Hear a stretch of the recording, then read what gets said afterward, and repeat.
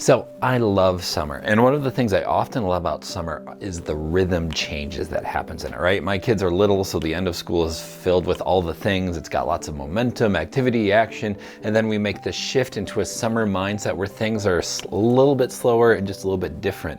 But this year, I'm still waiting to drop down a gear. I want and long for those languid days. I want to spend time relaxing or at the beach or getting bored. Man, I long to be bored. But this summer hasn't been that for me or us yet. Our days are still full and activities are going snout to tail. And while some of those activities are great, right? But the hard tasks of getting ice cream on a hot day just feels lacking, and I miss that. And it prompts me a reminder, a thought within me that I need to slow down and appreciate the time I have. If I'm not careful, I know I can fill my days and run myself ragged with all the many opportunities that exist.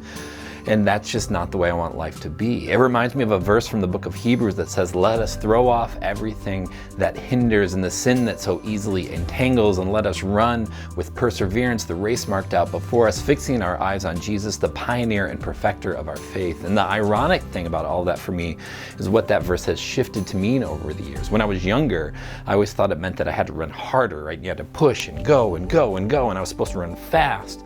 But as I've gotten older, my mindset has shifted, right? And as I've started to do long distance running, it's changed, because in those places, running the race is really about pacing yourself and finding the right rhythm, right? And being there in the long run. The way you win a long race is you don't stop to walk and you keep pushing through, and it's ultimately about pain management, right? And how you can thrive even when you're tired, right? It's only the elite runners that can fly through everything. Most of us mere mortals have times when you go like, oh my gosh, this is exhausting.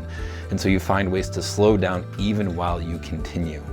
And I'm thinking about that for this summer, because as I talk to people, I know I am not alone. Many of us haven't dropped the gear.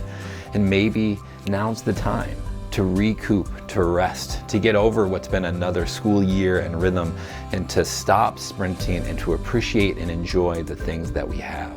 To give ourselves some space and permission to have the bandwidth to hear God and listen to the Spirit, which is a voice of affirmation, a voice of encouragement, a voice of grace in the midst of a busy and hectic and chaotic world. So friends, if you are still living in that fifth gear, I invite you to drop down, to slow down, to figure out what you can let go of, so we can listen to the voice of the Father and run the race that's set before us.